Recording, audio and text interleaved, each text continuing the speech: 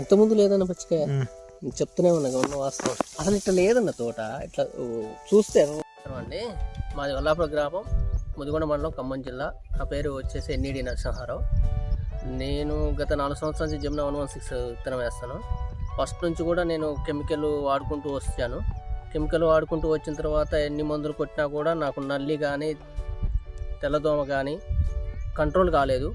ఈ కొట్టుకుంటూ వచ్చిన తర్వాత నాకు ఈ రైతన్న సమాచారం ద్వారా వాసుగారు పరిచయం అయ్యాడు. పరిచయం అయిన తర్వాత ఇట్లా ఓఎస్ఎం ఆయిల్స్ కొడితే బాగుంటుంది రిజల్ట్ ఇట్లా అని చెప్పేసి ఒకసారి మేము చెప్తే విని పరకాల దగ్గర కూడా మేము ఫీల్డ్ చూసి రావడం జరిగింది, దేవేందర్ రెడ్డి గారిది.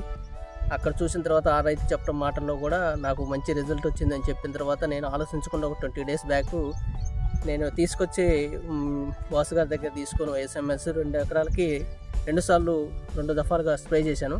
స్ప్రే చేసిన తర్వాత నాకు అంత ముందు ఉన్నటువంటి కాయ కంటే ఇప్పుడు మొత్తం పచ్చికాయ ఎక్కువ పడుతుంది. ఈ మందులు అదే నేను ఫస్ట్ నుంచి కొట్టుకున్నట్లయితే నాకు ఎకరం కనీసం 30 క్వింటాలు తగ్గకుండా ఉండేది. సో నేను మధ్యలో మళ్ళీ కూడా కొంత బ్యాక్ అయ్యి మళ్ళీ ఒక డోస్ ఆపాను.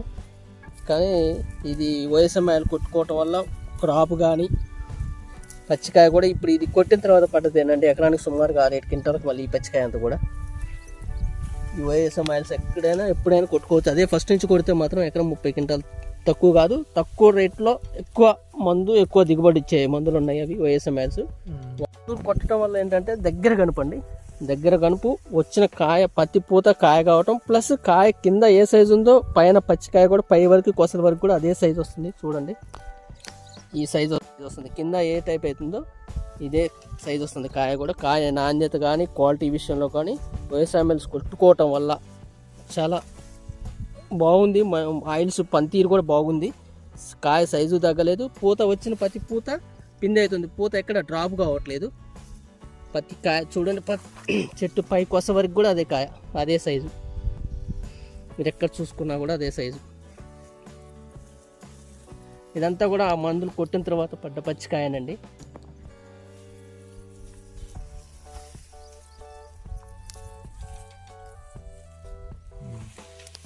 ఓఎస్ఎంఎస్ ఫస్ట్ డోసుగా పవరు టెంపరు ఇవి కొట్టాయండి. 2వ డోసుగా వచ్చేసి ఆయిల్స్ గ్రోత్ ప్రమోటర్స్ అవి కొట్టాను.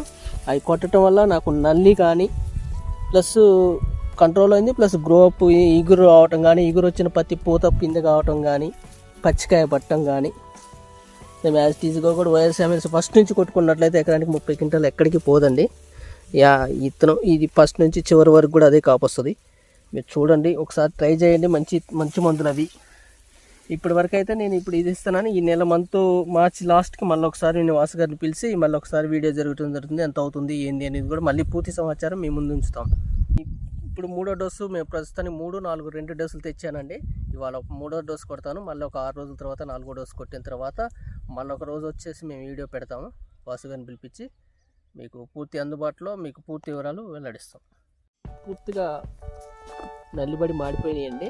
ఇవన్నీ కూడా ఓఎస్ఎం ఆయిల్స్ కొట్టిన తర్వాత 2 డోసుల తర్వాత వచ్చిన ఈగురేనండి. ఈగురు ప్లస్ పూత కూడా పిండి కావటం, ఇగో ఇట్లా పిందెగా మారిపోవటం, ఇగో చూడండి పూత పిందెగా మారిపోవటం, ఇట్లా పూత అంతా కాయ అవుతుంది.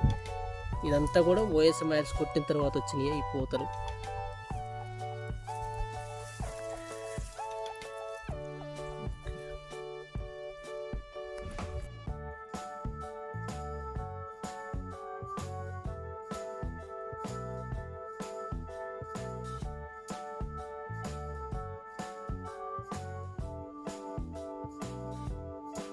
చూడండి ఈ ఆయిల్స్ ఓఎస్ఎం ఆయిల్స్ కొట్టిన తర్వాత పడ్డ కాపండి. ఇవి లావులు మేము తినడానికి ఇంట్లోకి ఒక 50 చెట్లు వేసుకున్నాము.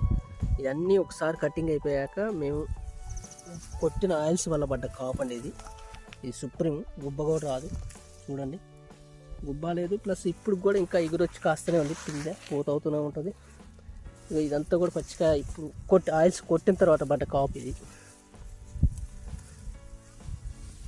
పచ్చిది పూత వస్తుంది, కాయ అవుతుంది.